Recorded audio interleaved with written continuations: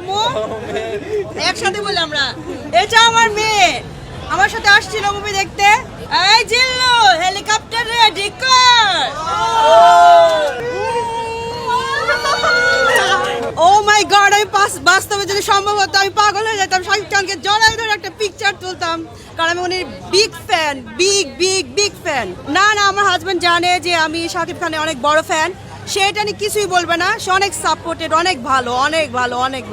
সবচেয়ে বেশি ভালো লাগছে শাকিব খানের লুক, একদম অসাধারণ ইউনিক একটা লুক ছিল, তার চোখে একটা অন্যরকম ভাব ছিল, তার চলন, তার হেয়ার স্টাইল একদম জোস ছিল, অসাধারণ ছিল, অসাধারণ।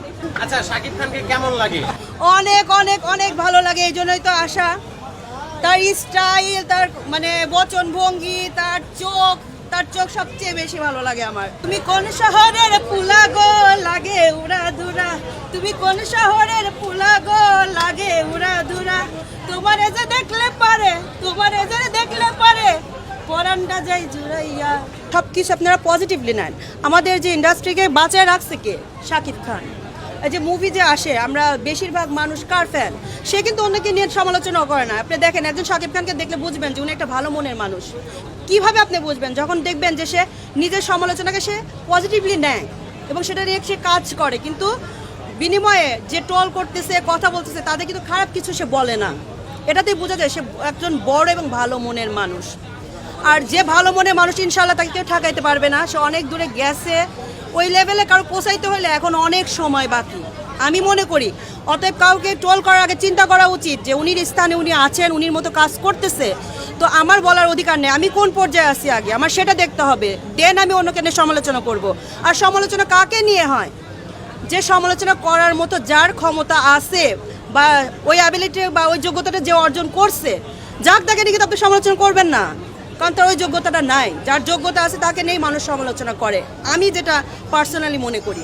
শাকিব খানের যে যোগ্যতা আছে ওটাকে অর্জন করতে পারতেছে না, বিধায় তাকে নিয়ে ট্রোল করে, আমি মনে করি। পার্সোনাল দিক থেকে সবার ওপিনিয়ন এক নাও হইতে পারে না, আমি মনে করব যে আমাদের সবারই উচিত আমাদের দেশীয় মুভি দেখা, সবাইকে অ্যাপ্রিসিয়েট করা।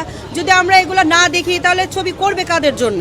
আমার নিজস্ব কথা থেকে আমি বলতেছি, আমরা যদি হলে এসে বাংলাদেশে মুভি না দেখি, এটা প্রডিউসার কেন টাকা খরচ করবে?